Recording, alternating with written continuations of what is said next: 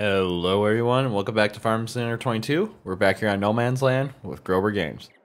The last month we had ourselves quite a busy month. We got oats harvested, we got our straw baled, and we also got the hay mowed, tethered and baled up as well, and we got all the bales moved back home. For today's agenda, we're going to be working on silage. So before I called it a night on last episode, I decided to get the combine all put away and such. I got the chopper parked in the shed over here, and I got the corn head on now, the chopping corn head. Oh boy. Fix that, because that's going to bug me a little bit. There we go. So, on today's agenda, we got quite a bit of forage harvesting I've got planned for today. I shouldn't say not a lot, I guess. We got a good amount right now, because I haven't even really looked to see how much corn silage we have, because I actually don't think we're going to need that to do as much as we did last year. Look at the building here quick.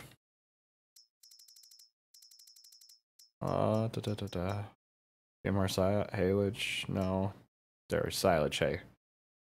So yeah, we haven't really hardly used any compared to last year, so we might not.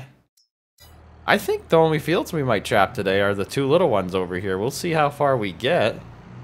And I haven't checked to see how our haylage is doing over here. We're still fermenting quite a bit of haylage yet in a silo at the BGA, so we're sitting pretty dang good right now, to be honest with you. And the funny thing is, at the time of this recording, I actually just finished my work week at my job here. And before I went to my job, I actually spent the week up at my folks, helping them chop haylage and oatage. So I'll have quite a bit of chopping done in this short amount of period between the game here and what we did at home. And it was a very hectic week, but if you guys wanted to see some of the shorts, I put them up on YouTube, so you'll have to go to the channel and find them. I know I brought up the question of whether or not if people wanted to see like pictures from the farm and such, and I'm in the process of figuring out how I wanted to handle that yet. I have gotten some feedback, and I think quite a few people would like to see that, so I'm trying to think if I'm just gonna put it on my Reddit page or if I'm gonna just make an Instagram page and have it on there. I'm leaning towards Instagram right now just because I feel like it'd be a better site to put it on.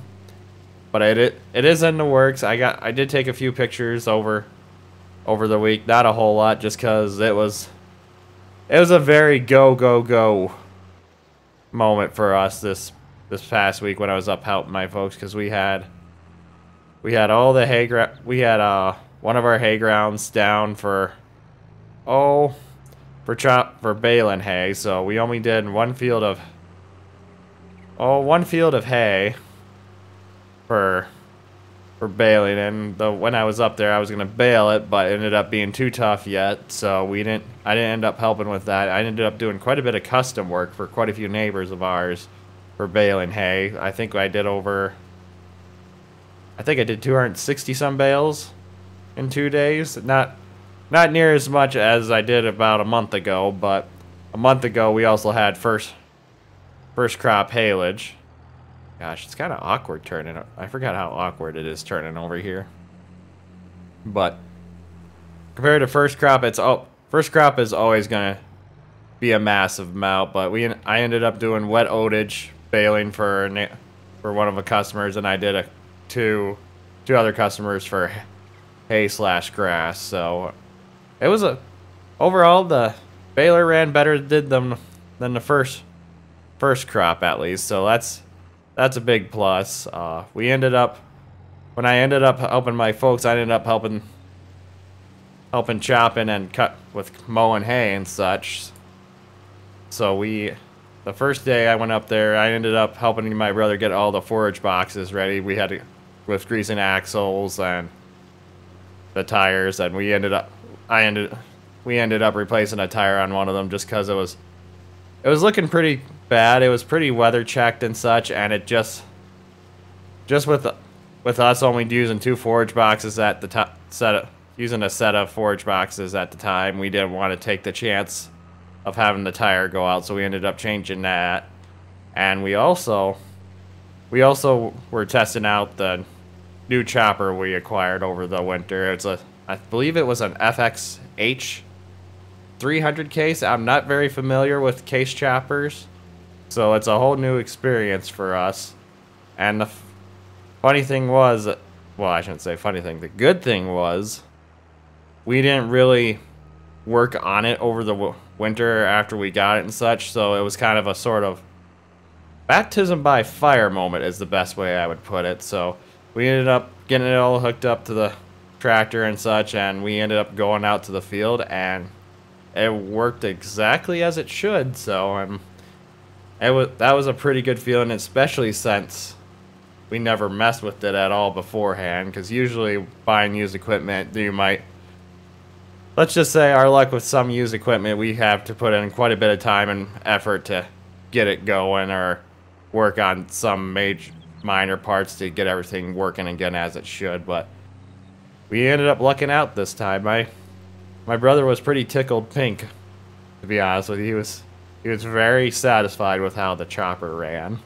So that was a very good feeling for us, especially since, like I said, our first hay crop kind of was really hit and miss with all the mechanical issues we had with the baler. So it was nice to catch a break, and getting the bagger and everything set up went really smoothly as well, and it was just an overall good thing. I talked to my mother about it a few days ago, and asked how they got through after I had to go back to work, and unfortunately they ended up getting rained out, and the worst part was they literally only had 4 loads left to chop before they were completely done chopping all together. That's between all the hay ground and oats. So it was a little disappointing, but you know what? It could have been a lot worse. It was definitely the week for bad weather to be popping up all over the place, and we were fortunate enough that I think they were very fortunate enough that they got all the hay baled and such, and most of the oatage chopped as well along with the hay. So it's all been overall fairly busy. Fairly busy. At least it wasn't a super stressful week for the most part. But I think we're gonna be jumping in. Oh jeez, I always forget. I got a little too distracted here. I always forget we can't always get these boxes 100% full. But back to what I was saying, we're gonna probably jump in the time lapse here shortly. I'm gonna get the 4020 here hooked up to the blower so we can start throwing silage up into the silo. And I'm not sure what else we're gonna do today. Maybe we'll start doing some chisel plowing and get the corn ground ready. Get the ground ready to go for next season, because I honestly think we're just gonna do these 2 fields this time around. And I think we're gonna leave the other field for corn harvest, which will be a little nice bump to our income for this coming winter and such. But we're gonna jump into the time lapse here finally, and we'll see you guys in a bit.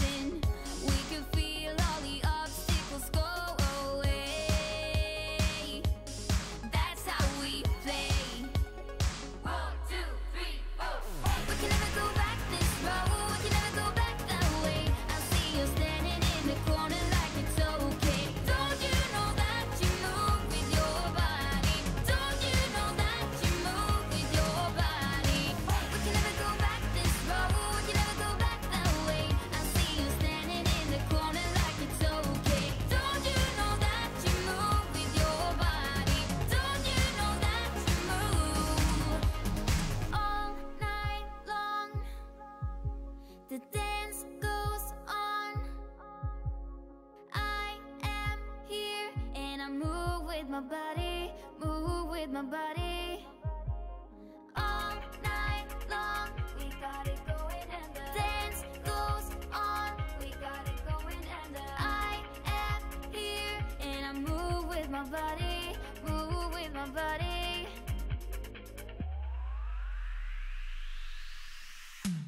We can never go back this road, we can never go back that way. I see you standing in the corner like it's okay. Don't you know that you move with your body?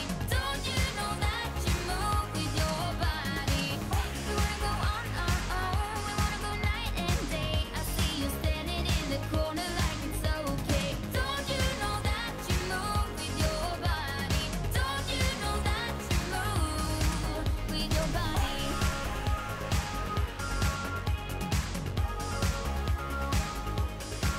With your body.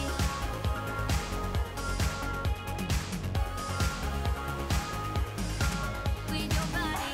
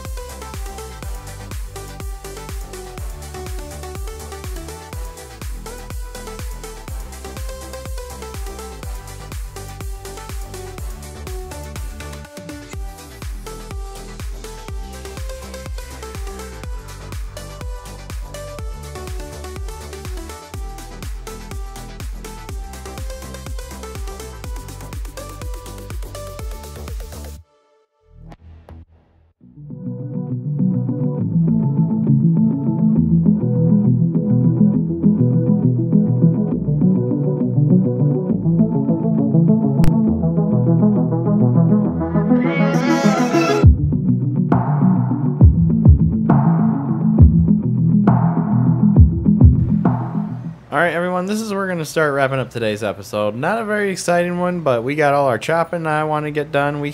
Looks like we got a little over I think we got about 100,000 liters off those 2 fields. I don't think I'm gonna plan on putting any more. Well, let me rephrase that. I don't plan on chopping those fields anymore, just because for what they yield, it's not time effective for us, especially when we're still running a 3-row chopper.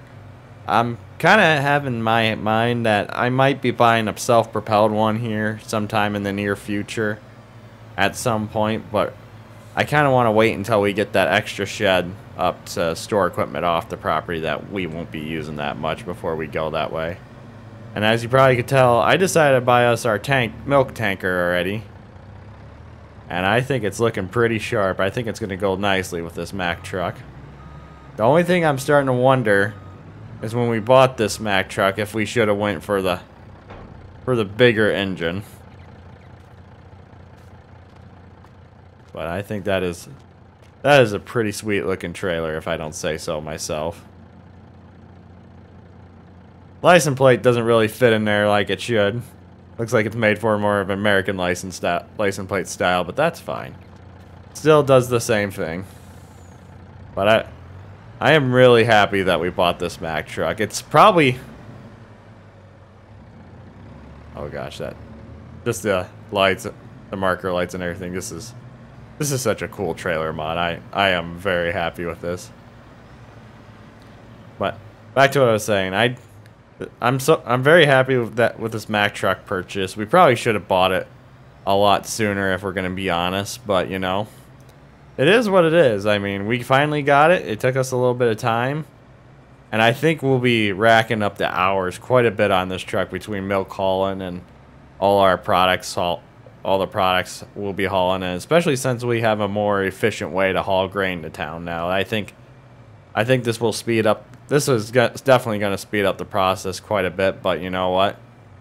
It's, like I said, it's, oh, whoops. It's definitely something that we needed for a while. I think